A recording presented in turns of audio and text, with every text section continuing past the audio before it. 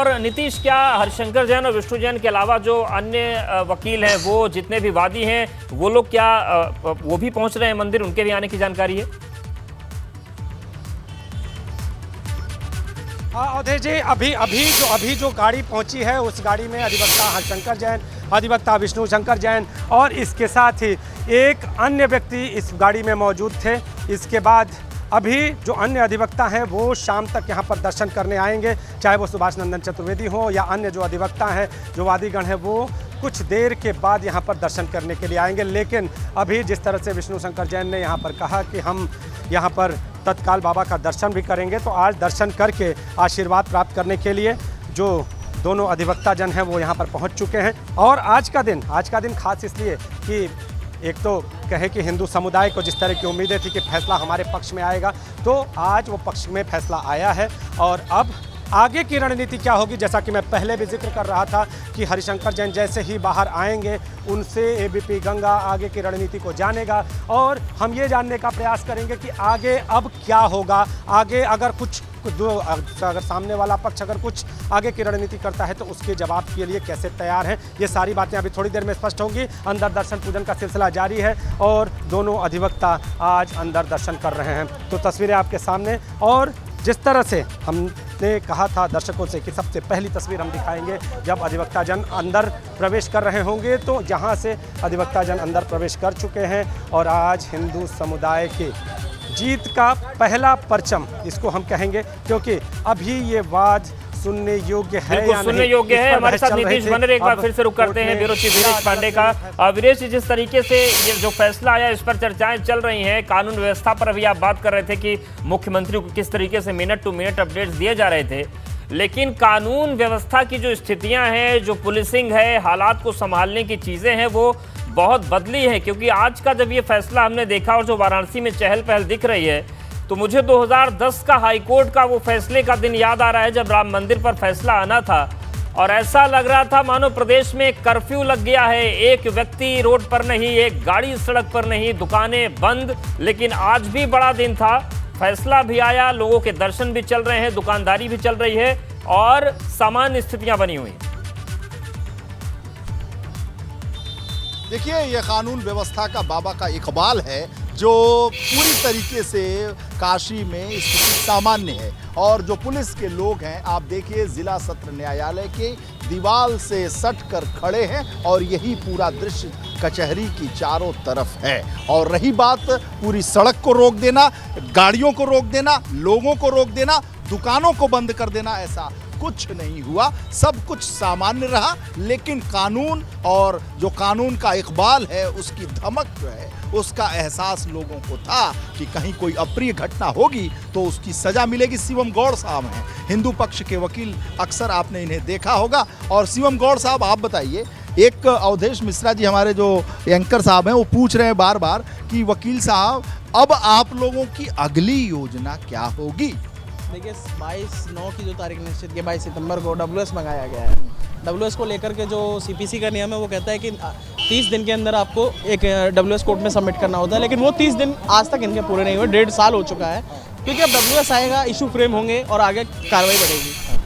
Commission को लेकर के एक स्पष्टीकरण हमारे द्वारा कोर्ट में सबमिट किया जाएगा। अब वो कमीशन की रिपोर्ट देखने के बाद हम तय करेंगे कि क्या कमीशन पूरी हुई है, कमीशन का जो पर्पस था वो सर्व हुआ है। यदि पर्पस सर्व नहीं हुआ है तो हम एप्लीकेशन मूव करके उस कमीशन को पूरा कराएंगे। अच्छा, एक इलाहाबाद में भी इसी से मिला जुला मामला चल रहा है, अभी सुनवाई चल रही है, जो 1991 का मामला है, उसको जरा दर्शकों को बताइए।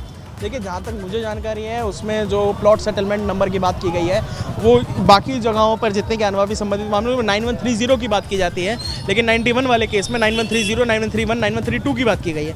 3 प्लॉट सेटलमेंट और एरिया बराबर है, किस लिए, किस इंटेंशन से केस फाइल किया गया है? एक प्रॉपर्टी को लेकर के एक प्रॉपर्टी। बात बताइए कि जिस तरीके से 1991 वर्शिप एक्ट को नहीं माना गया आज के फैसले में, कि तमाम जो बाधाएं हैं वो नहीं इसके अंतर्गत आती हैं और इस पर सुनवाई होगी, आपको लगता है इससे, चाहे मथुरा हो और भी बहुत सारे ऐसे मामले हैं, उनका भी राह जो है आगे बढ़ गया क्या? देखिए, ये कोर्ट ने माना है, एक सेटल्ड एक चीज़ हो गई है कि कोर्ट ने लीगल वे में इस चीज़ को लिया, कंप्लीटली 7/11 के दायरे को समझते हुए ये चीज़ हुई है। फैक्ट्स अलग हैं और फैक्ट्स को देख करके क्वेश्चन ऑफ लॉ की बात है।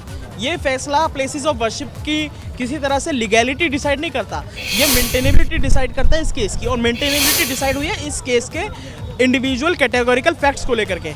जो हमने इसमें मांगा वो 7/11 के दायरे से बाहर था, प्लेस ऑफ वर्शिप एक्ट के दायरे से बाहर था, इसलिए केस मेंटेनेबल हुआ है। 7/11 पर इसका क्या प्रभाव पड़ेगा, क्या इसको चीज़ को लेकर के देखा जाएगा, क्या इलाहाबाद जाता है, वो चीज़ें आगे देखने वाली है। अच्छा ये बताइए, आज आपको लगता है कि जो ये निर्णय हुआ है इसके बाद से बहुत सारी जो कानूनी पेचीदगियां हैं, सुप्रीम कोर्ट के आदेश के बाद जो जिला जज हैं उन्होंने आज निर्णय किया है, तो अब आपको लगता है कि कानूनी पेचीदगियों में ज्ञानवापी का मामला अब आगे से नहीं फंसाया जा सकेगा इस फैसले के बाद? देखिए, जिला न्यायालय तक तो इस चीज़ को नहीं फंसाया जाना चाहिए। हालांकि एक दूसरा मामला है जिसमें ज्ञानवापी की ज़मीन को लेकर के मामला डाला गया है, ज्ञानवापी की ज़मीन को लेकर के बात उठाई गई है। उस मामले में ज़मीन मांगी गई है 712/22 है, भगवान आदि विशेषज्ञ राजनीति को खुद पार्टी है, उसको भी मैं देख रहा हूँ। तो वहाँ भी 7/11 की दरख्वास्त अंजुमन इंतजामिया ने लगा दी है। कल से वहाँ पे बहस शुरू है इसी न्यायालय में, फास्ट ट्रैक कोर्ट में वो मामला चल रहा है। तो देखते हैं उसका क्या प्रभाव पड़ता है, क्या आर्गुमेंट लेके, क्योंकि इस चीज़ को, इसी मामले की इस पेंडेंसी को उन्होंने वहाँ आधार बनाया था कि 7/11 की एक दरख्वास्त यहाँ 7/11 क्या है? देखिए, मैं पहले भी बता चुका हूँ आपके चैनल पे, 7/11 एक रिजेक्शन ऑफ प्रिंट होता है कि बात यदि सुनने योग्य नहीं है, कोर्ट के समय को डिस्टर्ब करने के आशय से, इंटेंशन से फाइल किया गया है, तो न्यायालय उससे सिरे से खारिज कर दे, सुनने से इनकार कर दे। इन कोई सवाल? एक सवाल आपसे ये है, थोड़ा दर्शक आसान भाषा में समझना चाहते हैं कि इसी नेचर के जो दूसरे मुकदमे ज्ञानवापी से जुड़े हुए वाराणसी की अदालत में पेंडिंग है या मथुरा की अदालत में पेंडिंग है, आज के फैसले को नज़ीर मानते हुए क्या उन पर भी असर पड़ सकता है? देखिए, नज़ीर कह देना सही नहीं होगा क्योंकि डिस्ट्रिक्ट कोर्ट का मामला है, जब तक इलाहाबाद हाई कोर्ट नहीं जाएगा इसको नज़ीर के तौर पर न्यायालय देखता है, नहीं देखता है। हाँ, एक एग्जाम्पल हम कह सकते हैं, प्रेसिडेंट हम नहीं कह सकते, ये एक उदाहरण है। जज के जो फैसले होते हैं वो भी तो ध्यान में रखा जाता हो। ध्यान में रखा जाएगा, उदाहरण के तौर पे ये प्रस्तुत हो चुका है कि प्रेसिडेंट है क्या, इसको बाउंडिंग क्या रहोगी, बाउंडिंग नहीं है, ये उदाहरण है, स्पष्ट हो चुका है। इसका जो इसका कोरोबोरेशन कह सकते हैं, इसकी सहायता से आगे की जो लड़ाई है मथुरा में या किसी जगह पे, उस पर यदि 7/11 का दायरा आएगा तो स्पष्ट हो जाएगा कि 7/11 के दायरे में कैसे प्लेसेस ऑफ वर्शिप एक्ट को समझा जाएगा, कंसिडर किया 11 मतलब सुनवाई योग्य है या नहीं? जी, मेंटेनेबिलिटी कुल मिला के यही। जी बिल्कुल जी। विशेष अच्छा, संतोष कुमार, कार्यकारी अध्यक्ष विश्व वैदिक सनातन संघ। विश्व वैदिक संगठन से आप भी बहुत जुड़े हुए हैं इस पूरे मामले में। पूरा मामला ही हम लोग का है। ये विश्व वैदिक सनातन संघ जितने भी मुकदमे कचहरी में कायम हुए हैं, ये हम ही लोग के कायम किए हुए हैं। आपका बयान क्या है? हमारा बयान सीधा सीधा है कि बहुत ज़्यादा उत्साहित होने की ज़रूरत नहीं है, जीत जरूर हमारी है, लेकिन मैं सभी हिंदू पक्ष से यही कहना चाहता हूँ कि शांति संयम बनाए रखें, क्योंकि लड़ाई अभी बहुत लंबी है, अभी यहीं पे ख़त्म नहीं हो रही है।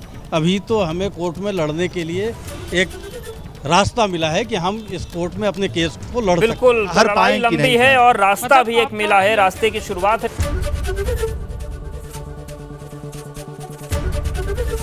एबीपी गंगा, खबर आपकी, जुबान आपकी।